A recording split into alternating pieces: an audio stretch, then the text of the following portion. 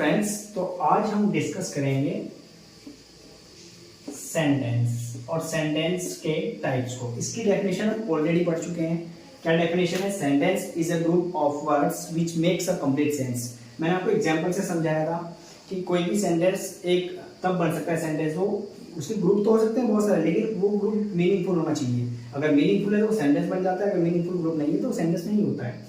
तो अगेन मैं बता रहा हूँ कि डेफिनेशन क्या है। Definition is of sentence is that sentence is a group of words which makes a complete sense। यानी कि सेंटेंस शब्दों का वह समूह होता है जो एक क्या करता है, कंप्लीट सेंस लेके आता है। तो हम इसके टाइप्स को पढ़ेंगे। इसके टाइप्स हम इसके 4 टाइप्स पढ़ेंगे आज। कितने टाइप्स? 4 टाइप्स। जैसे पहला टाइप हम पढ़ने वाले हैं, पहला होगा डिक्लेरेटिव। डिक्लेरेटिव, अब डिक्लेरेटिव क्या है? डिक्लेरेटिव को ही हम असर्टिव भी बोलते हैं। डिक्लेरेटिव को ही असर्टिव बोला जाता है। अब ये डिक्लेरेटिव असर्टिव है क्या एक्चुअली? डिक्लेरेटिव में 2 आते हैं। डिक्लेरेटिव में 2 कौन कौन से आएंगे? एक तो आएगा आपका जिसका पॉजिटिव सेंटेंस, और पॉजिटिव को ही अफर्मेटिव भी बोला जाता है। आई होप कि आपको ये सब चीजें पता होंगी। अफर्मेटिव इसी को बोलते हैं, यानी पॉजिटिव या अफर्मेटिव इसी में आएगा, और दूसरा नेगेटिव भी इसी में आता है। डिक्लेरेटिव से आप समझ पा रहे हैं वो चीज जिसको इसी को स्टेटमेंट भी बोलते हैं। हाँ, ये आपको ध्यान रखना है कि इसी को स्टेटमेंट सेंटेंस भी बोला जाता है कि स्टेटमेंट। यानी स्टेटमेंट क्या है कि दोनों चीजें नेगेटिव या पॉजिटिव दोनों आ सकती हैं। कोई सेंटेंस, जैसे मैंने सेंटेंस लिखा सी डज हर वर्क। अभी कैसा सेंटेंस है? ये पॉजिटिव सेंटेंस है, बट ये है डिक्लेरेटिव भी। यानी इनको अलग अलग तो नहीं डिवाइड किया गया, इसको इसी में रखा गया। तो डिक्लेरेटिव सेंटेंस में दोनों आते हैं, यानी इसको अगर हम एक नाम से कहेंगे तो डिक्लेरेटिव होता है ये दोनों के दोनों। सी डज हर वर्क, वह अपना काम करती है, पॉजिटिव सेंटेंस है। इसी को मैं अगर ऐसे बनाता हूँ, she does not do her work, तो अब ये कैसा हो गया? अब ये नेगेटिव सेंटेंस हो गया। आई होप कि आपके समझ में आया होगा डिक्लेरेटिव सेंटेंस क्या होता है। सेकेंड हम पढ़ लेते हैं इंटरोगेटिव। सेकेंड हम पढ़ेंगे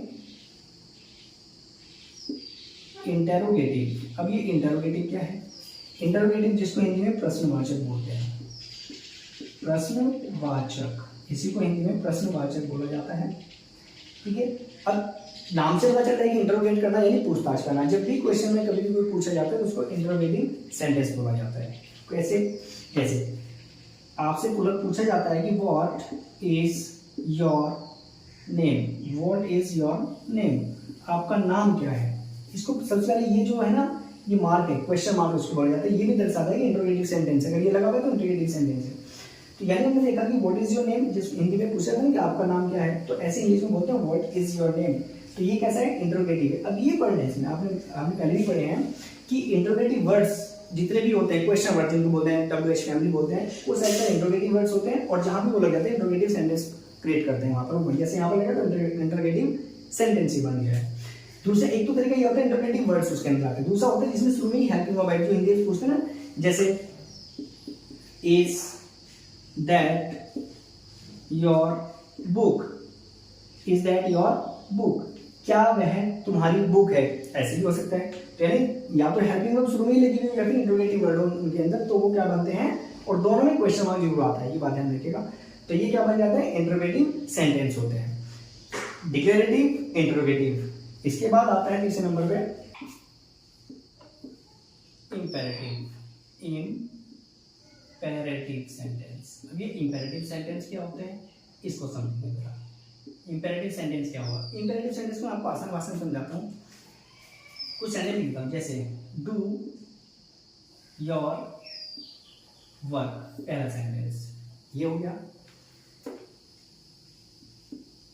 नेवर टेल अ लाई, ये दूसरा सेंटेंस हो गया। Do your work, never tell a lie. अब दोनों सेंटेंस में क्या समझ में आ रहा है? देखो, इसमें समझ में आ रहा है कि इसमें कोई भी हेल्पिंग वर्ब यूज नहीं होती है, पहली चीज। यानी कि इंपेरेटिव सेंटेंस वो होगा इसमें कोई भी हेल्पिंग वर्ब यूज नहीं होती है। अब इसको और आसान बनाते हैं। इसमें क्या क्या यूज होता है? इसमें होती है एडवाइस, सजेशन, ऑर्डर, कमांड और रिक्वेस्ट। ये कुछ वर्ड्स इसमें यूज किए जाते हैं। इसमें वर्ड्स यूज नहीं होते, ये चीजें यूज होती हैं। जैसे डू योर वर्क हो सकता है ये एक आपको कमांड दी गई है कि अपना काम करो। नेवर टेल अ लाई हो सकता है सुझाव दिया जा रहा है कि कभी झूठ मत बोलो। तीसरा कैसे होता है, जैसे रिक्वेस्ट तो इसमें प्लीज या काइंडली यूज होगा। प्लीज या काइंडली दोनों में से कोई भी एक आ सकता है। प्लीज या kindly give me your book, give me your book, ये ऐसे होगा। यानी इंपेरेटिव सेंटेंस में क्या होगा, सिर्फ इन चीजों का यूज, यानी या तो एडवाइस होगी, सजेशन होगा, ऑर्डर होगा, कमांड या फिर रिक्वेस्ट की जाएगी। जैसे मैंने क्या बताया कि इसमें कभी भी कोई भी हेल्पिंग वर्ब यूज नहीं होगी। Do your work, never tell a lie, please kindly, ये इतनी तरह से ये सेंटेंस बनाए जा सकते हैं इंपेरेटिव सेंटेंस। आई होप कि ये भी क्लियर है। अब 4 देख लेते हैं इसका। 4 होता है एक्सक्लेमेटरी, एक्सक्लेमेटरी सेंटेंस। अब ये क्या है, एक्सक्लेमेटरी सेंटेंस क्या है? एक्सक्लेमेटरी सेंटेंस को हम पहचान करते हैं इसकी सबसे पहले इससे, इसको बोलते हैं एक्सक्लेमेशन मार्क। ये आपने देखा होगा लगेगा, बहुत जगह होता है। इसको हिंदी में विस्मय बोधक चिन्ह बोला जाता है, इसको एक्सक्लेमेशन मार्क बोला जाता है। एक्सक्लेमेटरी सेंटेंस में आते हैं जैसे इसमें कुछ ऐसी, यानी सरप्राइज, सडन फीलिंग के लिए यूज होता है। किसके लिए? Sudden feeling. जैसे सरप्राइज हो गया, किसी चीज को देखकर सडन फीलिंग हो रही है, सरप्राइज हो रहा है, तो उसके लिए क्या यूज होते हैं? एक्सक्लेमेशन मार्क होता है, यानी एक्सक्लेमेटरी सेंटेंस बोला जाता है। जैसे मैंने बोला व्हाट अ ब्यूटीफुल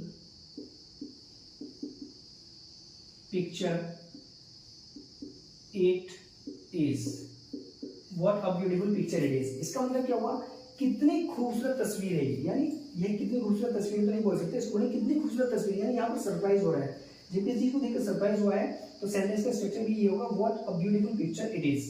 तो ये इट ऐसे नहीं बनेगा कि it is a beautiful picture, ये भी हो जाएगा पॉजिटिव सेंटेंस में, जो आपने देखा रिलेटिव सेंटेंस बन जाएगा। बट अभी बना क्या रहे हैं, एक्सक्लेमेटरी सेंटेंस बना रहे हैं।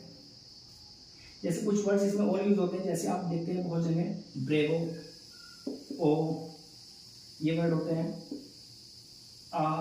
ये वर्ड यूज हो रहे हैं। एलास, ऐसे वर्ड यूज होते हैं।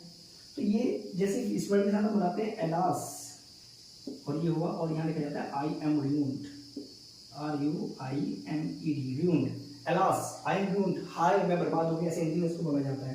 तो जब ये इस तरह के सेंटेंस हो रहे हैं, तो जब ये सरप्राइज हो रहा है, अचानक से सडन फीलिंग आ रही है, तो उनके लिए एक्सक्लेमेटरी सेंटेंस यूज किया जाता है। आई होप कि आपको सेंटेंस के चारों टाइप समझ में आ गए होंगे। अब इसके बाद से हम शुरू करेंगे फिर टेंस को, एक एक करके हम टेंस पढ़ते जाएंगे।